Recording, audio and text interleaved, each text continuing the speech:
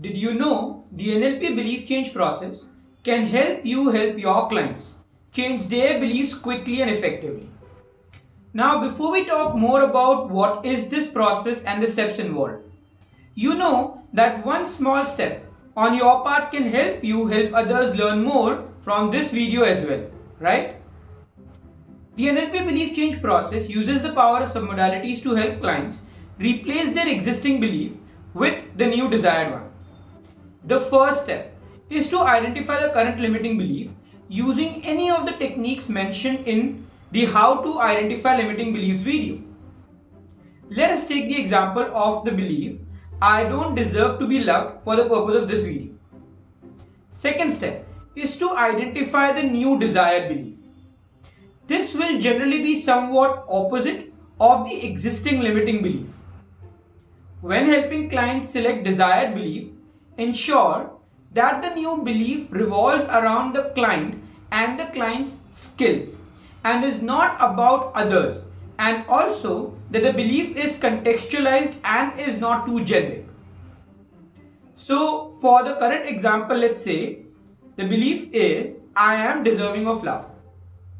Third step is to identify a belief that client earlier believed in but no longer believes in today.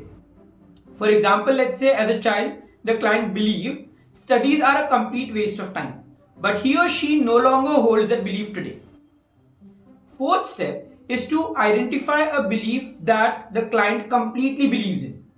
It may even be an actual fact. For example, air is necessary to breathe.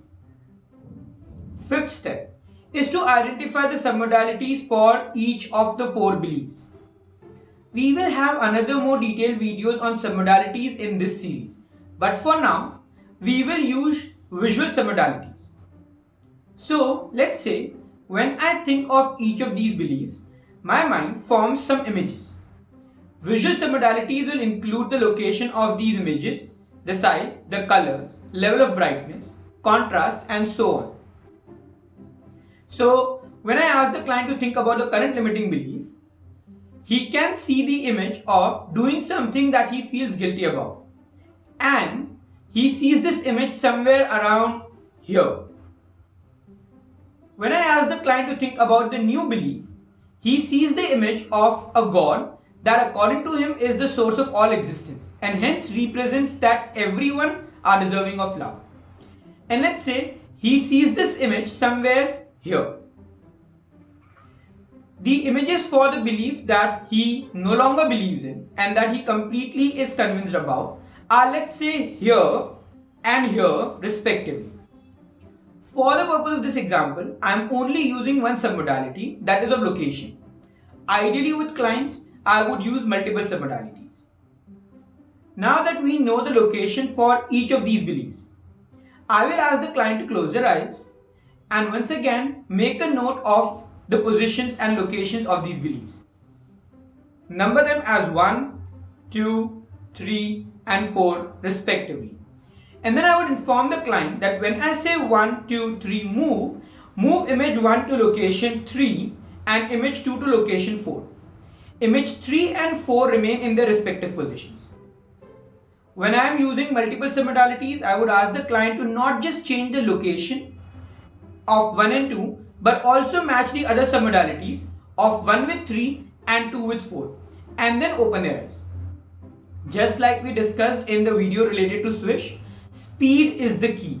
So after the instructions, I would tell the client 1, 2, 3 move and open your eyes. The client immediately opens their eyes. Next, we will create a break state.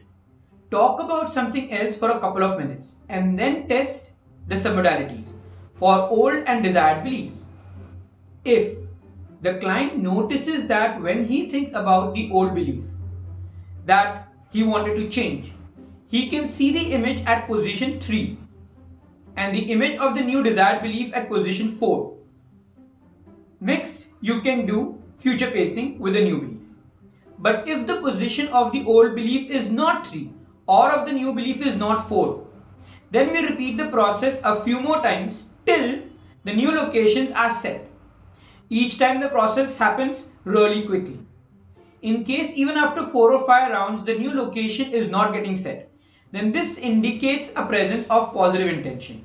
And for that we will first do the n-step reframing process or the subconscious stop process, and then do the belief change process again after the same.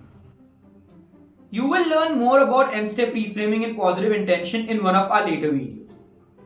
The most important thing to keep in mind are the identification of limiting belief and desired belief needs to be done before using the process.